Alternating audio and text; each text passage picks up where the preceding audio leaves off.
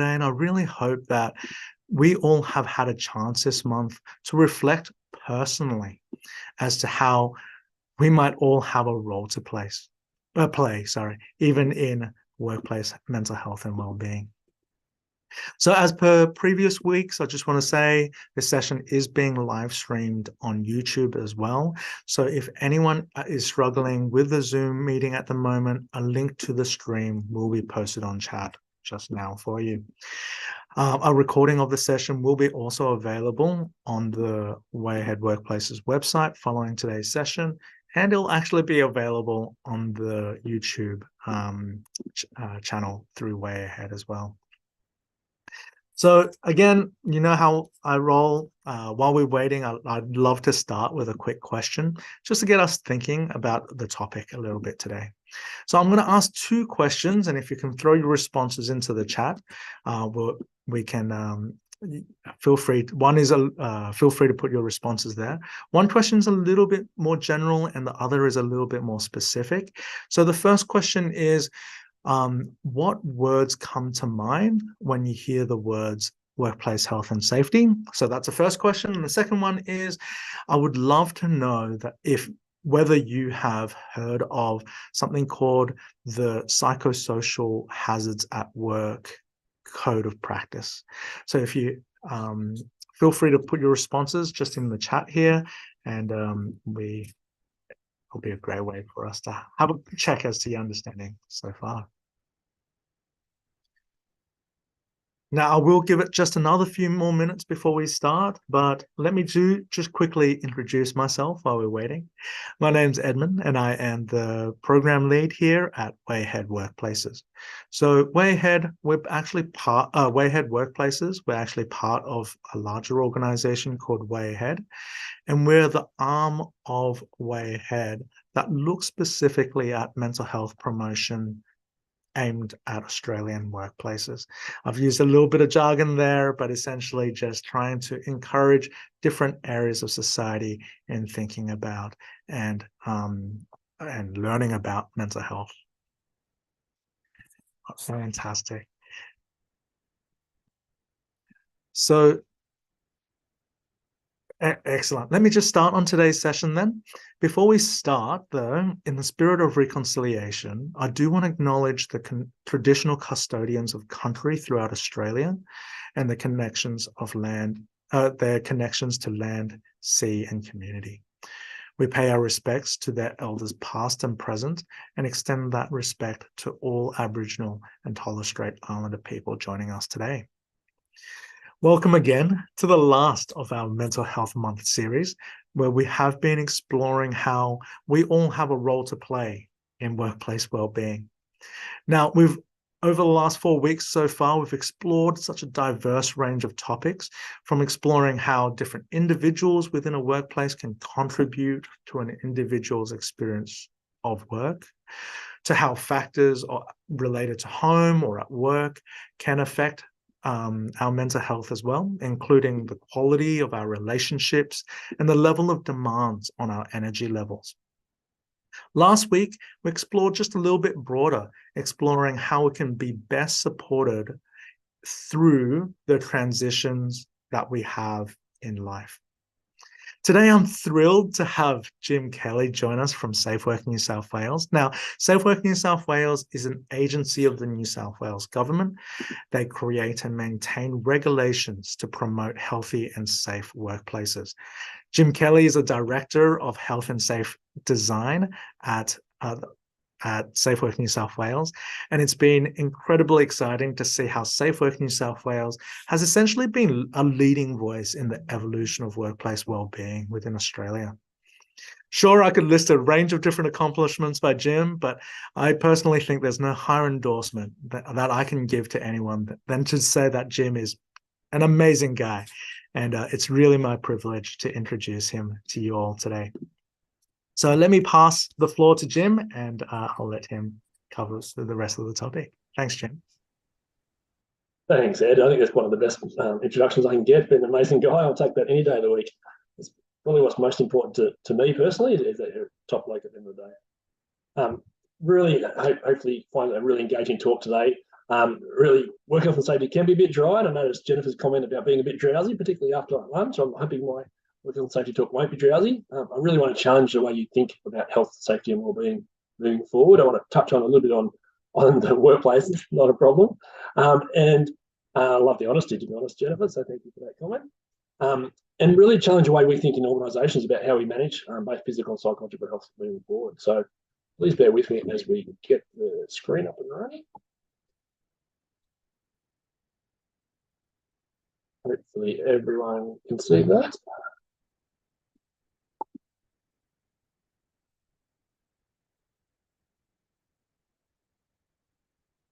So please let me know if you can't. So yeah, as I touched on, healthy work. I'm going to touch on what do we mean by healthy work? What's the definition of it? Where do we come from when we refer to healthy work? What are the principles of healthy work? We've been doing a lot of work in this space in recent times. I will touch on a little bit on the obligations of workplaces. It would be the regulator if I wasn't touching on the law in some way, shape, or form. I promise it won't be too much and too dry, that's for sure. And then I really want to focus more of attention on how do we design work to be healthy and safe. So really the emphasis on design, because I think that's really where the future of health and safety and wellbeing lies, and where the greatest opportunity is to make a difference in the lives of people in the workplace. So some of you may have seen me speak about this before, but when I look back on where we've been and where we're going in workplace health and safety, generally speaking, I can't help but think about the construction of the Sydney Harbour Bridge. It was built around in the late 70s, and it was obviously a major piece of infrastructure in its time, but tragically we lost 14 lives building the Harbour Bridge construction itself, and 2 further lives in the quarry that was supporting the materials for the Sydney Harbour Bridge. So from a workplace fatality point of view, it was an immense expense to the New South Wales community, and something that is completely unacceptable in this day and age. To lose one life is obviously far too many, and unacceptable on any kind of work project, but to lose 16 lives in total is appalling, and it's something we wouldn't be accepting in this day and age. Come forward now, we've made some significant improvements in terms of how we manage fatality risks in the workplace, and we're also working towards physical and psychological risk, but we've got a lot of work to do, as we all know. The other significant change, and part of the reason why we've made some pretty positive gains in that area, from a regulatory point of view, we've moved away from prescriptive legislation. In the old days, there was very specific legislation that said what you can and can't lift, for example. It was very black and white, particularly in the construction space. We moved away from that to more of a risk-based model, where we have very broad terms like you must take all reasonable and practical steps to ensure the health and safety of your workforce. And then we go into some principles around what does that look like and how do you control those risks. It's often challenging for workplaces and employers to adapt to that, but the nature of the risk-based model is that it is all encompassing, and the onus is on identifying the hazard and the risk and controlling that risk, and that's been far more effective. And as you can see from the results of the fatality numbers on the next slide, we are certainly not killing or injuring people to the same extent as what we did in the past. And this is just a slide of the last 30 years or so. The red line indicates fatalities, work-related fatalities, traumatic injury fatalities, I should state, not illness and disease numbers. And it's a very steady and positive decline in the right direction, which is really, really pleasing to see. The other lines show that the blue line is serious claims, so claims over 5 or more days for physical hazards, and the green line is for psychosocial hazards.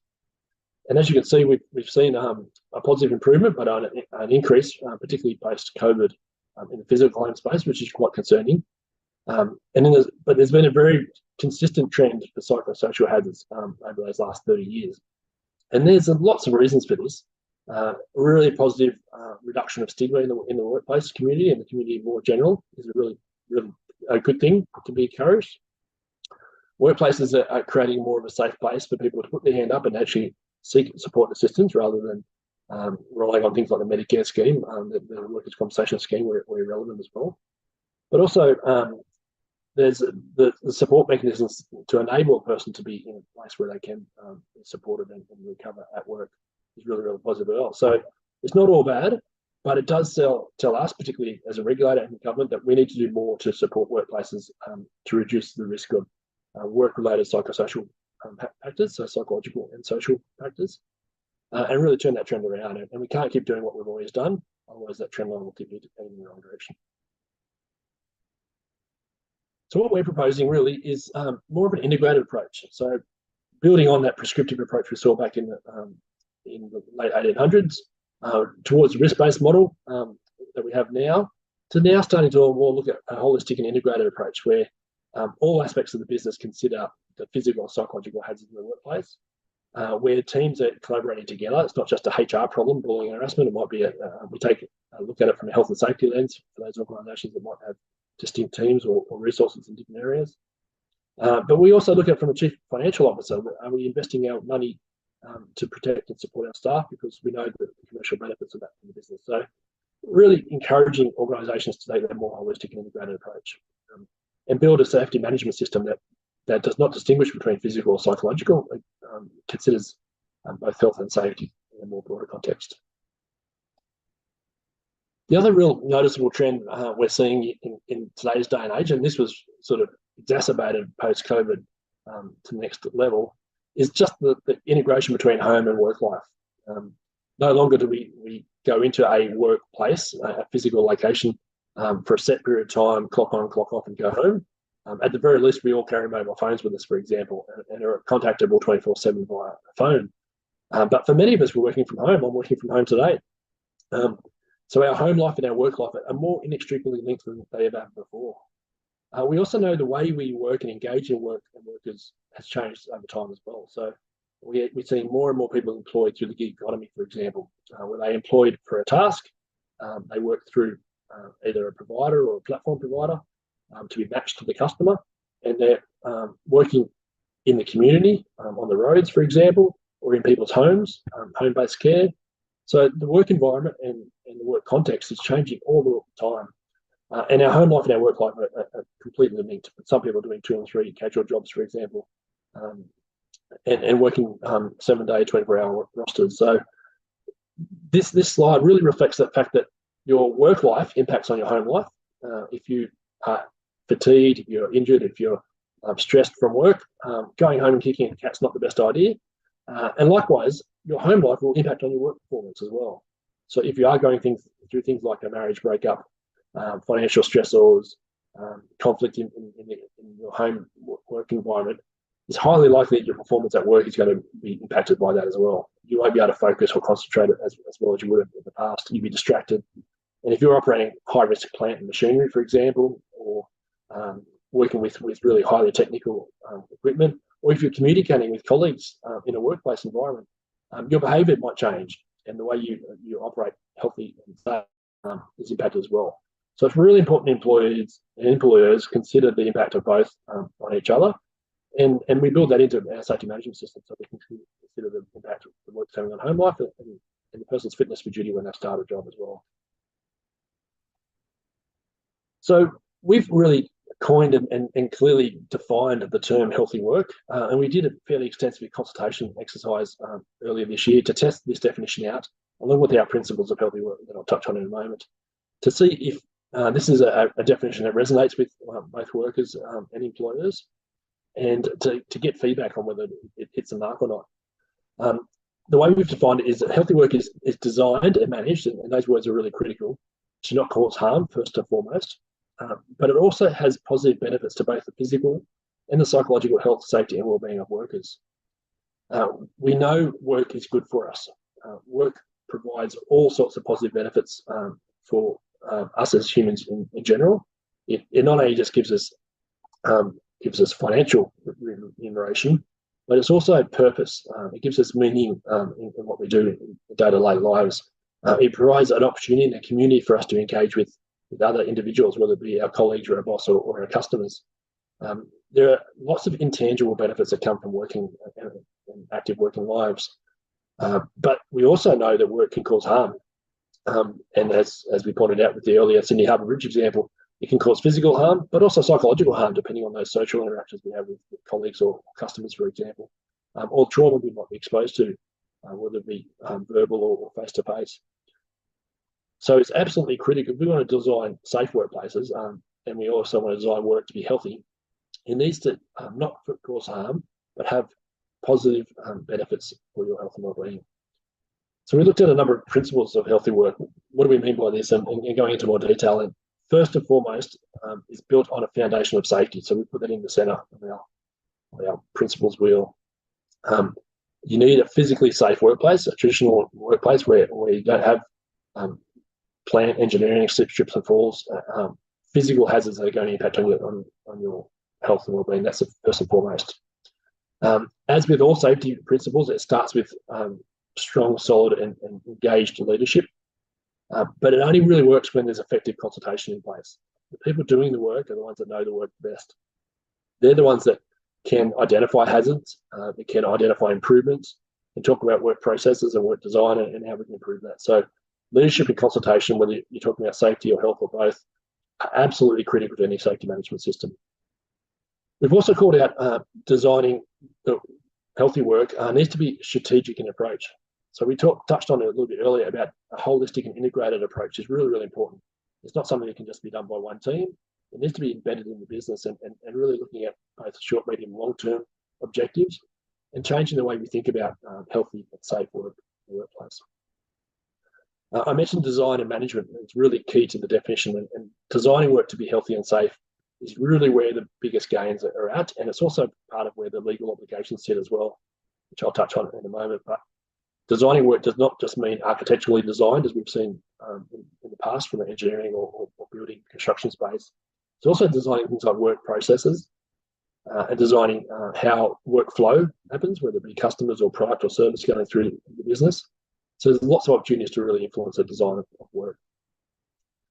As I mentioned, healthy work is good for business, and there are commercial benefits for that. So really embedding that in and actually valuing that as a value proposition for the organisation, and really looking at the benefit that healthy work has for influencing the lives of your workforce. As I mentioned, they are inextricably linked. So really recognising that value is a core principle of healthy work. When it comes to the research and evidence behind this, there's lots happening in this space. It's fairly new, it's fairly innovative, and there's slight differences around the world on what people are, what language they're using in this context. Many of you might be familiar with NIOSH, the National Institute of Occupational Safety and Health in the United States. They've had a total worker health concept for some time, and total worker health is very much similar, but more focused on the individual worker, looking at a holistic and integrated approach to their physical and psychological health and well-being, and they've done a lot of work around that space. We've seen obviously workplace-centric campaigns as well, and ourselves at SafeWork have had a very much a focus on mentally healthy workplaces. The idea of healthy work is really moving beyond that and recognising that healthy work is not just physical or psychological, it's both. And we don't need to talk about one or the other. If work is healthy, then we know it's good for us in all ways. Some of the research and evidence is called out there, but things you may not have considered, things like the impact of sedentary work for those that are office-based. The evidence is really strong when you look at World Health and independent labour organisations about the impact that has on death, cause things like cardiovascular disease and diabetes and other factors that can exacerbate. We obviously know the impact of drugs and alcohol, both in a workplace context, but also in a home context and the dependency that can impact on. So it's really important we build that into how we consider the design of work and whether or not work is contributing to that. Fly in, fly out workers, for example, if they've got a culture of living on base and on camp, and it becomes a drinking culture, and that's going to have significant impacts on their health and well-being. That's not very healthy work. But likewise, if you're in the hospitality industry or other industries, having a drinking culture or a drug and alcohol culture, which is quite common, unfortunately, will not support a healthy and safe workplace culture. We know mental ill health does not discriminate. We know mental illness impacts all of us, and if we're not directly impacted ourselves and someone very close to us will be impacted. So it's really important that we create a psychologically safe environment where people can get the support they need, whether it be triggered by hazards and risks in the workplace or by non-work related factors. Creating a work environment where people feel supported, that they can be open and honest and be their true selves goes a long way to supporting them in their recovery, but also enabling them to perform their best in their work context as well. And we absolutely know the cost and impact of workers' compensation claims in general, but particularly mental health claims is substantial and driving an economic driver, commercial driver for both business and the community more broadly. So as a regulator, all of us operate obviously at state-based jurisdictions, but we're committed to and supported by SafeWork Australia as a policy body, a national policy body. And that aligns to our strategic thinking around our Australian strategy, which is a 10-year strategy that we launched earlier this year. The vision is safe and healthy work for all, with a real emphasis on healthy and for all. And we obviously want to see a continued reduction in fatalities, but also serious injuries and illnesses in that space. So there's absolute commitment across the country to make improvements in this space, and I encourage you to have a look at the targets called out in that area as well. Now, I mentioned I've touched on a bit of the legislation. I won't go into any detail, but I was pleased to see the comments coming through that most of you are familiar with our code of practice for managing psychosocial hazards at work. We launched that in 2018, I believe. And our regulations, New South Wales was the first of almost all states now to introduce psychosocial regulations, a dedicated section for essentially managing psychosocial hazards in the workplace. That was October last year. So I'd absolutely encourage you to have a look at both the code of practice and the regulations. They are really critical to understanding your legal obligations and actually using them as a tool to influence your workplace, whether it be your leaders, your executive, or even frontline workers, to make sure that they recognise and are well aware that that you take both physical and psychological health very seriously. As I mentioned, it's risk-based legislation that's really based on safe systems of work. Training, information, and supervision is called out and prescribed, a really important element of it. Consultation in particular has been called out, and due diligence obligations for those officers and senior people who make the decisions in the organisation have specific duties and obligations as well. Our legislative framework is essentially this pyramid kind of model where the Act and the regulations are law. They're things you must do under legislation. Code of practice is not law, but it's based on the law and can be used as evidence against an organisation should we choose to go down the prosecution path. Guidance material is exactly that. It's just a guide. There's other ways of doing things, but these are guides recommended sometimes by the regulator. We provide a lot of guidance ourselves through our website content. Australian standards and industry guidance material is also out there as well. So it's a wealth of information, particularly in the mental health space in the guidance area. It's really important that you look at evidence-based research wherever you possibly can. When it comes to code of practice, the managing psychosocial hazards at work, our code of practice was the first of its kind and really comprehensive. It has some case studies. I absolutely encourage you to continue to use that as a resource. But the Act and regulations, the Act is very much risk-based, as I mentioned. The regulations goes into more prescribed detail where required, and we were really pleased to get a dedicated section on psychosocial hazards in recent times. The other call out on the slide there is the primary objective of the health and safety legislation is to protect workers and other persons against harm to their health, safety and welfare. And we often don't talk about welfare, but welfare and wellbeing are often used interchangeably, and it's something that as a regulator, we're really starting to turn our attention to how this healthy work support assist an individual's welfare. So keep an eye out for that, and it's also very relevant to those wellbeing strategies that teams are. Now, a really busy slide, but I wanted to give you a bit of a case study, and we've all been customers. Some of us might have worked in work environments like this, but this is like a typical cafe, restaurant, hospitality venue. As a manager or leader of an organisation like this, it's busy.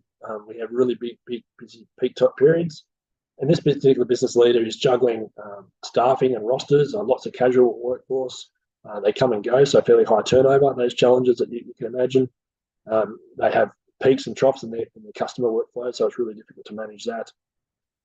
They have multiple points of entry, so you've got the takeaway customers grabbing their coffees, you've got the sit-down customers having their restaurant meals. They have a culture of partying after work. They have their staff drinks, and on Friday and Saturday they kick on all night long. They're a young workforce, so they typically roll into work a little bit tired and fatigued from a big weekend. It's a buzzing culture that is high intensity, high work demands, sometimes considered a lot of fun, but also very, very stressful for all involved. And we know the pressures of running a small business at the best of times are huge, but you can only imagine what this impact is having on the leadership team and the workforce that they're dealing with, particularly in a tight economic situation. This is completely not out of the ordinary at all. This is extremely common. You don't have to walk down the busy main street to see cafes and restaurants that are dealing with some of these challenges. I want to come back to this in a moment about what can we do to design work to be healthy and safe in an organisation like this. So when we talk about work design, and we also talk about legislation, the legislation says you must eliminate physical and psychosocial hazards wherever reasonably practical. If it's not reasonably practical, then you must take all reasonable practical steps to manage the risk. So in terms of work design, we're talking about things like the work itself. And as I mentioned earlier, work is undertaken everywhere, from home, from the community, sometimes on the roads, to the traditional workplace. The work environment is really important too, whether it be indoor or outdoor work environments and hazards and risks that come with that. But also the systems of work, which is often overlooked, about the workflow and the process and the systems of what makes work travel through an organisation, whether it be the way it's delegated down from the top, or whether it's driven by customer demand, or other third-party providers, the supply chain, for example. These are all elements that you need to consider when you're looking at designing work to be healthy and safe. So in a broad context, that means that the work context itself, so where you work and what you're undertaking, some of the economic challenges, for example, the environmental challenges you might be facing, these change from time to time. The work content, so the type of work you're doing, is it task specific? Is it emotionally draining, emotionally stressful? Is it cognitively demanding? These are the natures of the work content. And then obviously using those insights to design and implement them improvements. And the only way to really do that effectively is by meaningful consultation with the workers themselves. They're doing that work. So getting back to that key principle of consultation. Now, there's lots of different levels of an organisation that you can consider work design at, whether it be just designing a particular task to do a risk assessment and identifying the risk, which we're traditionally pretty good at doing. Whether it be job level design and role descriptions and role design, fantastic opportunity here to provide clarity for people's roles and responsibilities, which has all sorts of knock-on implications for things like performance management. Team level design, again, at a team level, that's where conflict arises if it's not well managed and not clearly articulated. So understanding whose job is what are the metrics or performance accountability measures that need to be in place for the team individuals, makes life a lot easier when it comes to performance management conversations down the track, which we often see tension and issues arising in the future. And then more broadly, organisational-wide design, we always see whenever someone does a staff survey or a people survey, change management is very rarely done well and very rarely received well by the workers experiencing that change. And there's all sorts of reasons behind that. There's lots of change management theory, but it's really important to take a consultative approach, an integrated approach, and really look at designing out physical and particularly psychological hazards when you're going through that change management piece in your organisation. Now, we've thrown some buzzwords around throughout this presentation, but psychosocial hazards, the ones that are called out in our code of practice are listed on the screen. Generally speaking, psychological hazards are those impacting on our mind and our cognition, and the social hazards are those around our interactions and our relationships with others around us. So there's a whole range of ones here, but I'll touch on a few of them. We often hear of obviously bullying and harassment type behaviour, conflict in the workplace. You'll find a number of these hazards underpin that kind of behaviour. So I mentioned role clarity. If people don't know what their roles are, they're more likely to step on each other's toes to create conflict and feel like they're being intimidated or challenged by their colleagues. If it's a performance conversation with your boss, it's very hard for you to deliver on what the boss's expectations are. You don't know what the role and responsibilities that are required. When we talk about job demands, and both high job demands and low job demands can cause negative stress on an individual. We all go through peaks and troughs, and stress is good for us, generally speaking, but when it's long and sustained and over an extended period of time, that's when it creates problems.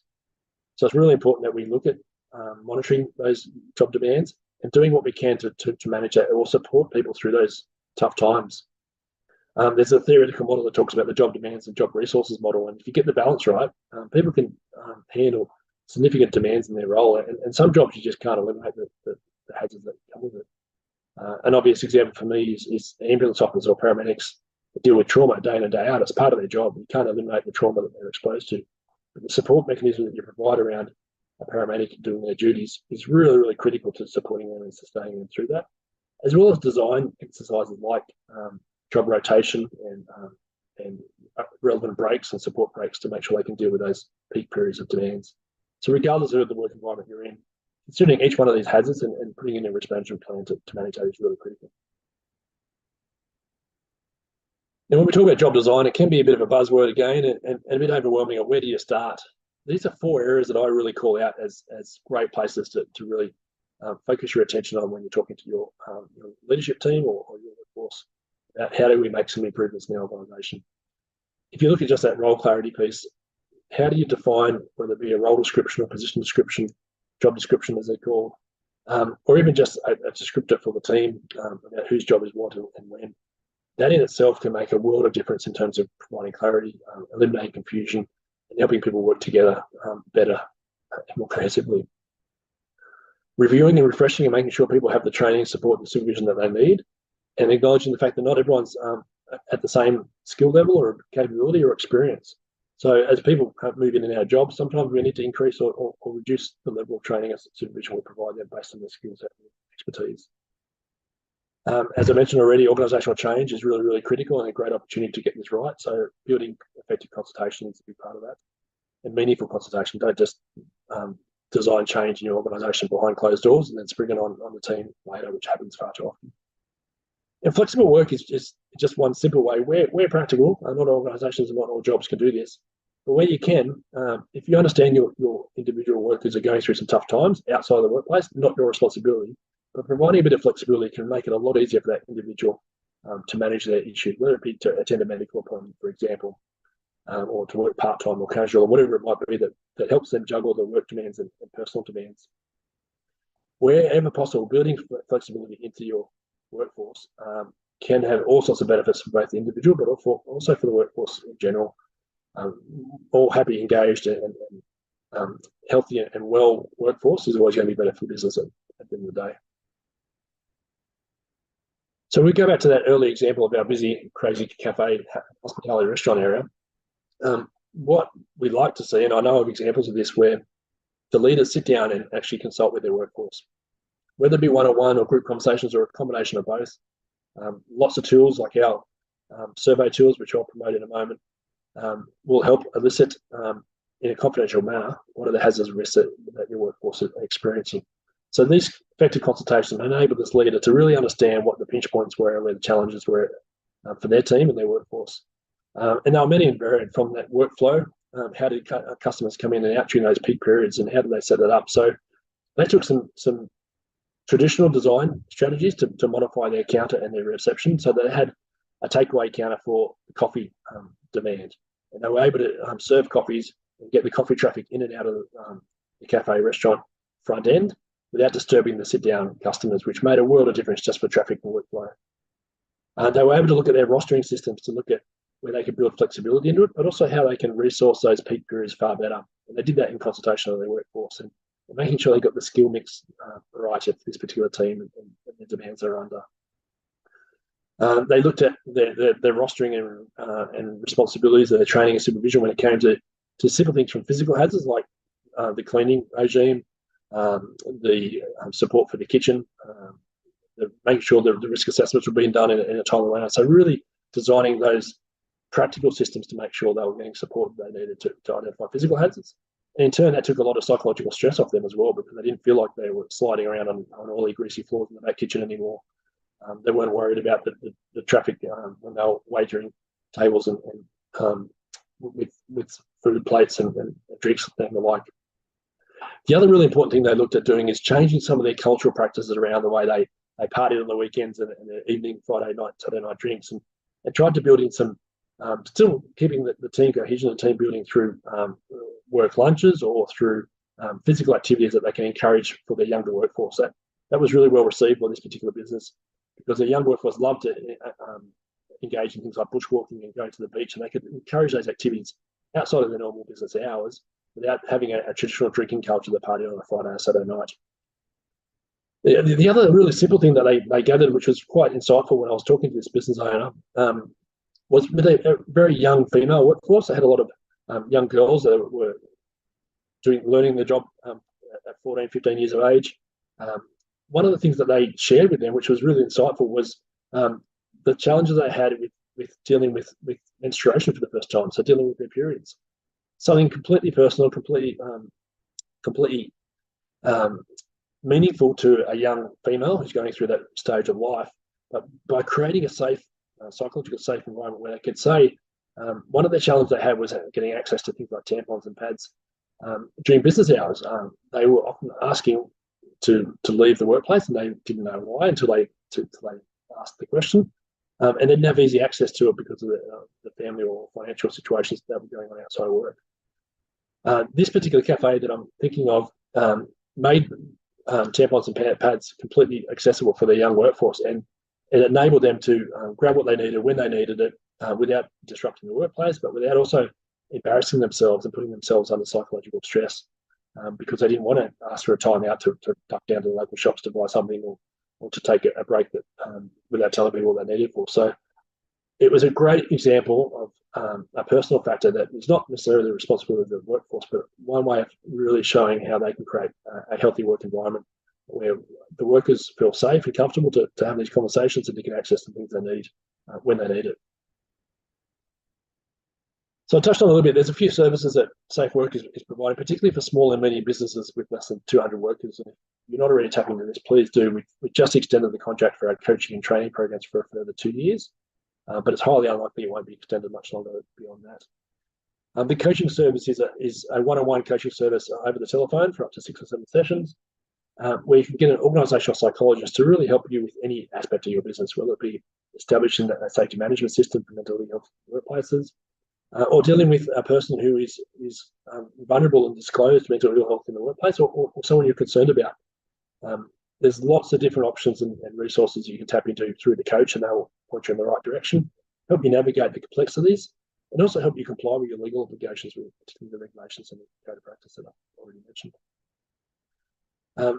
The other one is a workplace mental health training, and we've engaged the Black Dog Institute, who have a well-established and research evidence-based training program for individuals, managers, and leaders.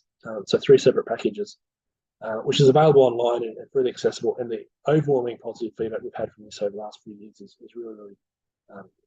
really pleased to see. So if you're eligible, not-for-profit businesses of all sizes, and for small and medium businesses up to 200 workers, really encourage you to tap on that QR link and go and have a look at the training and coaching resources that are available as well. I should also mention on our website, we've got a wealth of information and tools and resources that can help you identify psychosocial hazards at work. 2 in particular that I'd like to encourage is the People at Work tool, which is essentially a psych hazard identification tool. And the other one is the Workplace Wellbeing assessment tool, a more comprehensive systems-based approach where it enables you to survey both your workers and your leadership group and get a comparison, and also benchmark you against a scale to compare you against similar size industries, similar size businesses and industries across New South Wales and more broadly Australia. And that spits out an action plan that you can take action as well. So these resources are all available on our website, and you're welcome to reach out to them. And I think that brings us to the end of the presentation, and I'm really happy to field any questions that anyone might have. But I also want to just thank WayAhead for their series of presentations they've done throughout the month of Mental Health Month. It's been a real pleasure for SafeWork New South Wales to be able to partner with WayAhead on doing this, and I'm really pleased. We just spoke before we went live about some of the numbers and the engagement that we're getting from participants. It's so pleasing to see workplaces taking mental health in the workplace really seriously, actively engaged in supporting the broader community. So congratulations to all of you for tuning into the sessions throughout this month, and thank you for your time.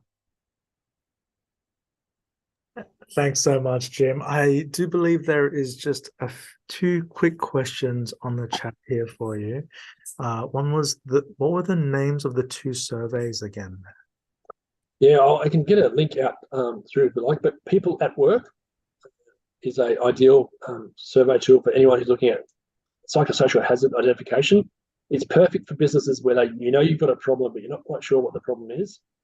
It will help you identify whether it is high job demands, is it role clarity, is it organisational change, is there more to it than that? So it'll help you identify those specific issues and areas for improvement. The other one is the Workplace Wellbeing assessment tool, more of a systems-based approach. So it will look at your policies and your procedures and your systems of work and whether or not staff know that they exist. Are they implementing? Are they practicing and putting them into practice? And also give you very valuable insights into a comparison between your leadership team and your workers who participate in the survey. And then it also compares that performance against, as I mentioned, the industry and business size. So the workplace wellbeing assessment tool is another great one to have a look at. Excellent. And yeah, if you do have any more questions for Jim, do feel free to throw it here on chat as well. I think Jennifer had just a follow-up question. How is the people at work so very different to, say, one that you would pay for from a consultant? Yeah, great question, Jennifer. A lot of consultants are using both these tools, and I actually encourage the consultants to do that, because the tools will only give you insights into the business and where the improvements are. The consultant will then help you turn those insights into practice. So it's really important that you do engage in the support and assistance you need to take action when you get the insights that you get from the survey tools. So people at work will help you identify in consultation with your workforce what the problems are. Workplace Wellbeing will help you identify systems improvements. But the action steps you need is where you can engage consultants, and there's many out there that will support and assist you. And for those in small and medium business space, I'd encourage you to reach out to our coaching service, because they're available in the phone to certainly get you on the right direction.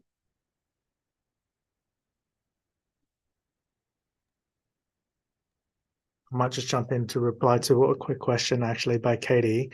Last week's recording, we actually turned off temporarily, and we'll be opening it back up today. We just needed to add a little bit of edit to that video. And so actually last week we had Gargan, who I think is online today as well, who presented with us from Transitioning Well. And I hope I'm allowed to say this, Jim, but Transitioning Well is part of the team that looks after the small business coaching. And so you're definitely in great hands if you do access that. And you certainly would have got an indication of their expertise last week at the session. So fantastic to have them on board. Absolutely.